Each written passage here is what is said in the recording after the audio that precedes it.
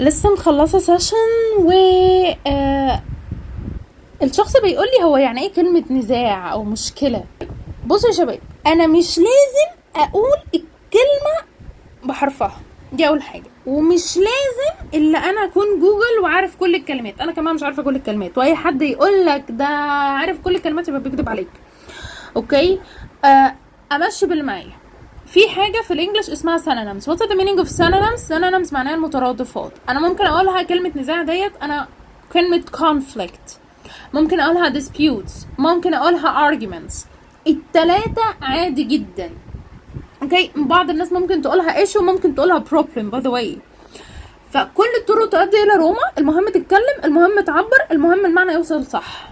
الانجليش واي لغة هي مهارة، هي مهارة. تمام. فبالنسبة بقى للي انا لازم اجيب الكلمة ايه واعصر مخي وبحذافيرها خالص اطلاقا. تمام. انا مع حمدي بزنس انجلش كورس، ده نص عليا ونص عليك، تقدر تتابعني. see you.